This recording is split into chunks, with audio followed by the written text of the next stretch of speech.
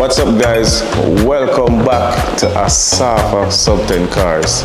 And I came up with, a lot of people will know how I came up with that name, Sub 10. And I'm a Sub 10 king, and I have a lot of cars, so I want to share my cars on this channel.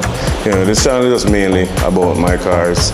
Occasionally I will look at other people's cars, view other people's cars, but this is just to show my love and passion for cars, and for my cars, and show you guys me working on my cars. And I love working on cars, not in the hot sun, but I love working on cars. So I decided to do this video today, to share with you guys how I got into cars, cars I've owned over the years, and I will see if I can do that in 10 minutes, not to make this video too long and drawn out and too boring and all that stuff.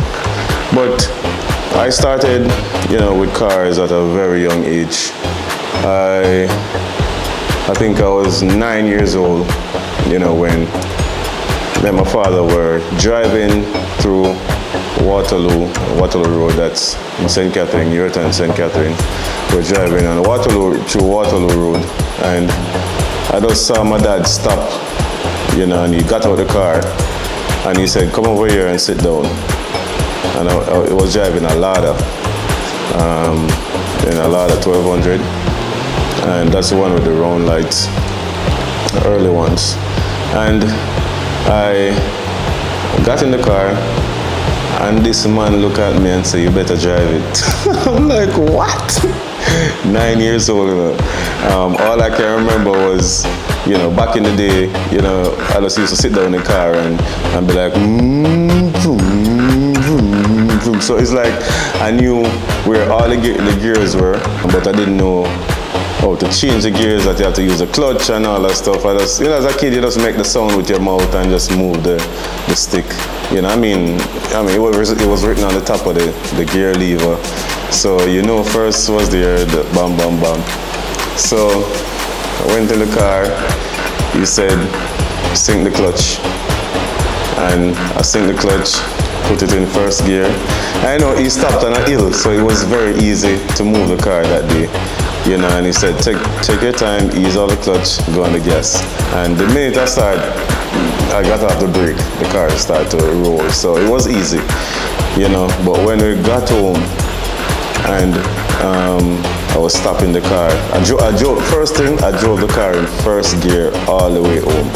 I didn't change a gear. It wasn't far away from home, probably like 400 meters away from home, but you have to go corners and all that stuff. So when I got home, I just pressed the brake and stopped on the car, and just shut off. And then he said, "You have to sink the clutch." I was like, "Oh, okay, cool." 9 years old. So from ever since then, I'll just wake up in the mornings. I'll back the car out the yard just to get practice. I'll wake up every day and wash the car just to practice. So every morning before school, or like on weekends, because he used to run taxi, so it wouldn't be every morning, it would be weekends. Let me not lie.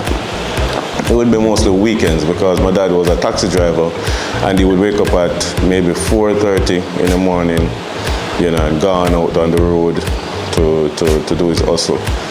So whenever I get a chance, I would back the car out the yard just to wash it. Even if it was like 5 meters, I'll move it 5 meters just to wash the car. So, that's where, I started driving, and my dad, sometimes he would work so hard, he would drive and fall asleep. Like, he used to fall asleep driving and stuff, but he was never unlucky to crash. He'd never crash. He was always lucky enough to wake up and, navigate himself back home and all that stuff. So I think that's one of the main reasons why he taught me how to drive at such a young age, because I was always with him. Like, I would never leave his side. Whenever he's going on the long drives, he would stop. Before I learned to drive, he would stop, sleep, then drive off again. Because to go to Negril back in the days was a long drive.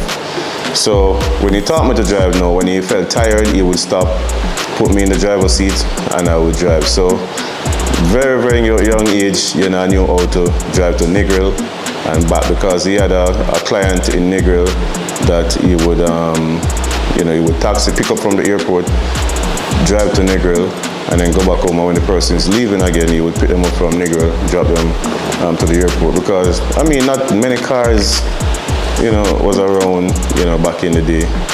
You know, even in the country, mostly. You know, not many cars. My father was one of the first taxi drivers in my era. And then, you know, I would say, you know, when I was probably 12, 13, my dad bought me my first car. He bought me a Lada.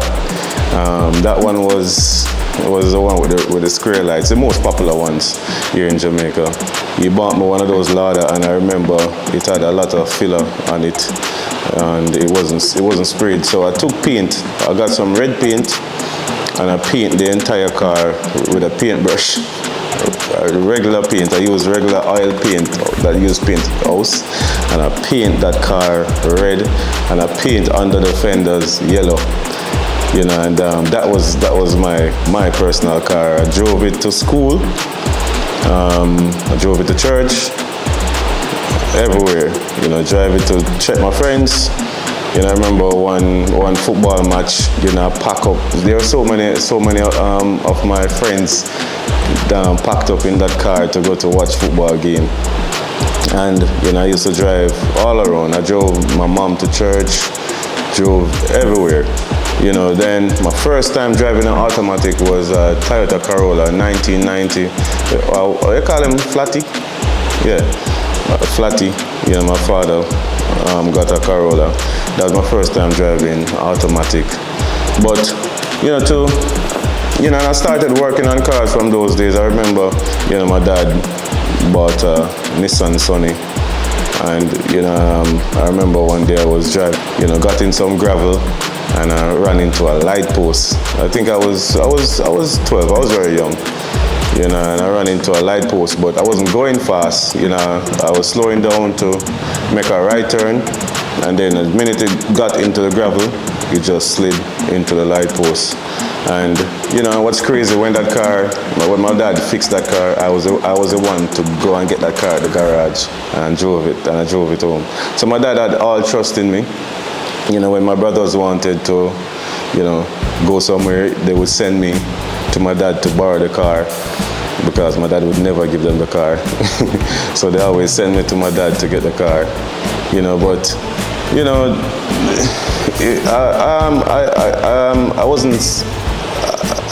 I grew up not knowing, you know, if we were rich or poor or whatever it is, but my dad always take care of me, no matter what it is. My dad always take care of me. You know, I was his wingman. You know, growing up. You know, trying to not leave out a lot of things. I want to share most of my childhood with you guys. You know, but I remember that same Nissan Sunny. You know, when I started to go to training, when I started to train in Kingston, when I, you know, went to MVP, started to train in Kingston, and I remember coming from training, and the pedal just went flat, so the cable broke, and guys, I took out my shoelace, tied on the throttle body, and pull it through under the hood, and I held it through the window, and that's how I drove home. I used my hand to pull the throttle, you know, and drove all the way home. You know, that happened to me in Spanish Town, so I drove from Spanish Town to Linstead to Yorton, you know, just holding the throttle with my hand, you know, and driving home, and felt proud of myself that day. You know, but you know, and you know, I was always changing the suspension on the cars, changing the shocks, changing the springs. I remember one day I put the Lada springs on the Nissan Sunny, and guys, the back of the car was all the way up in the air. I had to take them off. You know, that was crazy. But yeah, cars, I've owned, my first car I bought was my Honda Accord back in 2000 Honda Accord back in 2003.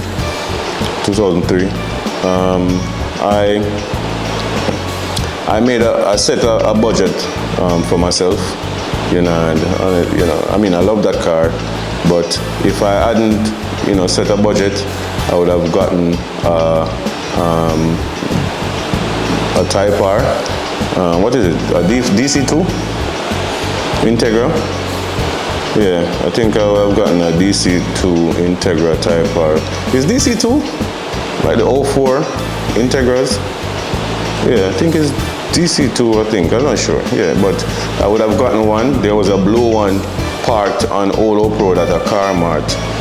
I think Genba is right at that spot right now. There's a car mart right there, and a blue one was there, and it was selling. I think in that time was selling for like $1.6 million. And I set a budget that I only wanted to spend $1 million back in 2003. I wasn't making a lot of money. I was making money, but I wasn't making a lot of money, and I didn't know the price of cars back in those days. So I was like, okay, $1 million, and that's it. So I told my dad and I told my mom, and they came to Kingston, and we were driving around looking for cars, and the first place I stopped, I saw the Honda Accord, and I was like, oh, I love this, it's manual. I want that. That was one of the things, so it had to be manual, and I saw the car, and then we started to drive around. Then I drove to another spot. I saw another Honda Accord, but it's a Euro R, and I was like, yo, this is nice, but the price was over what I wanted. Then I drove to the other spot, and I saw the blue Integra, and I was like, man, I love this car, but again, out the budget. So we just went back to our first stop, bought my Honda Accord, and believe me, that car, I love that car. I set that car real nice. I bought a set of seats for it. I think there were some bride seats. I think I spent like $2,000 something US back in 2003. For those seats. I put them in the car. I leather wrap the back seats to match the bride seats. And I set that car real nice, and then I wanted more speed, so I met my friend Dougie. Introduced me to Lickerty, and Lickerty helped me to turbo the F20 that came in that car. I think it was F20 or F22, something like that. That came in that Honda Accord. And we had to build, custom manifold. Everything had to be custom, and we build it and tune it. And what did it tune? I don't remember if we tuned it, but we built the car. And I think I remember Lickerty telling me to go easy for a little bit, and I didn't listen. I just head straight to Ochi, and I was like, yo, boost! First time driving boost. Smoke, I hear a Subaru. I was like, which Subaru is that behind me? But that was me. Blew the engine right then and there. Went back to Lickerty. Did I go back to Lickerty? I don't remember. Then I met Stephen Gunter, and Stephen Gunter, was a big fan of mine. Big fan. And he told me he would build a car for me for free. I was like, what? And I bought piston, rods, everything. And, just sitting there watching Steven build the car, it was amazing. The man was so neat, so clean, and he said, Asafa, he built the car for me. He introduced me to Steven Main and Brown and all those guys and Horatio. And after he built the car, Horatio tuned the car. I think the car was on 10 or 12 pounds. That was my first time meeting Horatio. And the car built nice power, and it was running very nice. And I was like, and Steven said, Asafa, don't turn up any more boost, don't do anything more to this car, just leave it. If you want to go faster, buy an Evolution. I was like, okay, cool. So me being, you know, the stubborn guy, when I went up to Steven and I was like, yo, I need more boost. I need more boost. You know, so, you know, we turn out the boost a little bit more and go into the airport. I blew the engine, you know, and, you know, I built that engine probably 10 times, and every time they said, Asafa, go easy, break in the engine. Don't listen. Remember going on the highway, breaking in the engine, and I saw a white F-150, a lightning on the highway, and the man pull up beside me and woof, and I said, wow, up to this man. Catch a third gear and was. The man then me slow down and the man pull up beside me and say, you're smoking? I'm like, what? Then I hear the Subaru again. Then I turned back, drove back to Steven, you know, and then I met Tallman, you know, and after going to Tallman, then I started to buy engine in the States, you know, build engine and bringing them in, you know, and you know, that car, I just got frustrated with how much it was blowing up and sold it. I bought my Mercedes back in 2005. My 2006 Mercedes, I bought it in 2005. You know, that car was very nice. And after I bought the Mercedes, I bought the Skyline. Me and Michael Freighter were looking for an Integra. And went down and we saw the Integra, and I saw something in the corner cover up way in the back, and I was like, yo, what is that over there? And the person said, yo, it's a GTR. I was like, yo, what, is for sale? And the person said, no, it's not for sale. You know, and then, you know, he called me back like a day after and said, if you want it, Asafa, I will sell it to you, because, you know, I know it will go to a good owner. And I'm like, okay, cool, I want it. I went there the next day, pick it up, and, you know, right then and there is just history, you know, with that Skyline. You know, Curtis was the first person Curtis brought in all the mods for that car, everything ready, you know, for that car, and that car was running so good for years, and, you know, I wanted more power, and then I got more power, you know, and more problems. But now, you know, ever since I met Ziggy, you know, Ziggy has been doing a great job, you know, working on the cars. 2000, you know, got the GTR, you know, have it running. 2007, I think, 7 or 8, I bought the NSX. One of those years, I bought the NSX and brought in the NSX, and love that car. You know, it was the second one on the island. You know, Horatio dad had one. You know, a 1991. You know, when I saw that car had plastic on it. It was still brand new. He drove that car once in a blue moon.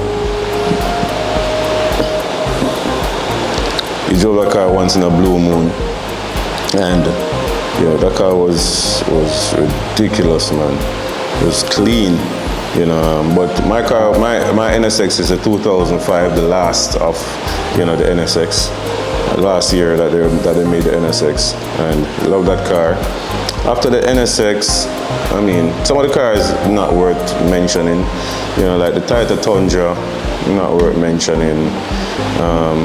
I bought a Ferrari in Florida. I spoke to Horatio about bringing it to Jamaica, and he was like, don't bring it yet because we don't have the technology to handle that car, and we don't have a lot of things to handle that car. I was like, okay, cool. I bought a BMW 335i in Florida, and it got stolen. No, my first Ferrari was, I'll see if I can find a picture of it. It was a 1998 355, I think, yeah, something like that. And then I bought a F360, afterwards. So I bought 2 Ferraris, and I was going to buy a Porsche, a Lamborghini, and then I changed my mind last minute. I didn't buy them, but yeah, those are some of the main cars that I own, and I didn't bring them to Jamaica. And like I said, the BMW got stolen. Maybe I just shouldn't own a BMW because I don't really like BMWs that much. The new ones are beautiful, though I might own one in the future. Maybe M3 or the M2. Might own one of those cars in the future. Then in 2008 again, I bought this car, which is the Chevel. And I was just driving, and I saw this car. The person was going to just throw it out. Was going to get rid of it, and I paid little of nothing for it and got it, bought all the panels brand new. The car is so brand new, it's ridiculous. I spent so much money on it, and projects take a long time to come through, but it will come through one day. I mean, it's my car. I'm not in a rush to do it, but whenever I touch this car again, I'm just going to finish it. But I need to get the NSX back up running, I need to get the GTR back up running, and then that will be final. Then the Black Series, oh gosh, the Black Series, that's why I didn't buy the Lamborghini. No, I remember. The Black Series, I was watching Top Gear, and I saw Jeremy Clarkson did a review on the Black Series, and I just called my friend and I said, hey, I don't want a Lamborghini, I want the Black Series. I was like, yeah, I want the Black Series, because back in that time, I was just saying to myself, we have the Mercedes dealership in Jamaica already, so it would make sense just to bring a Mercedes, because I wouldn't have anybody to work on the Lamborghini.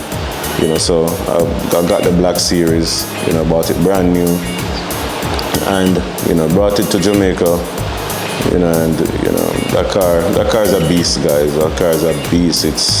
It's just something that you would have to drive in it, experience it just to see what I mean. It's nothing. There's no other Mercedes in Jamaica compared to this car. The way it drives is completely different. If you have a 63 AMG and all that stuff, and you're like, yo, the beast, guys, this car drives totally different from all those 63s that you see here in Jamaica. All of them is completely different. This car is just an animal.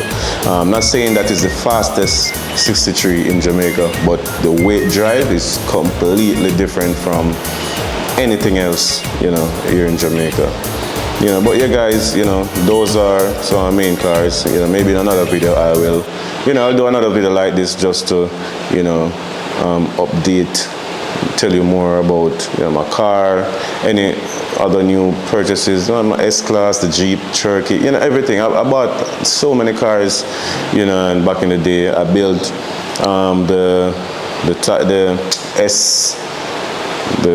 Type S, the Civic Type, is Type S? SI.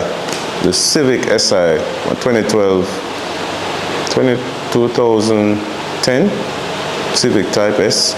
Remember Type S? The SI with the K24 bottom, the K20 head, and that car was a beast. Natural aspirated, that car was a beast, and I ended up selling that car. I had the Evo 10, I had the Evo 8, and we had the Evo 5 here as well. So many cars, guys, but just wanted to give you guys an idea of where I'm coming from with cars. What in the next video I will telling you guys what's going to happen in the future with the cars.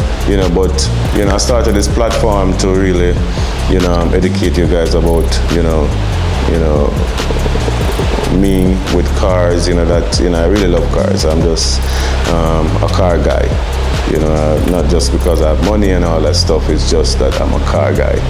You know, so thanks for watching, guys, and I'll be doing more episodes like this, you know, just to, you know, give you guys, you know, ideas on what I'll be doing, you know, what car is coming next. And yeah, see you guys in our next vlog.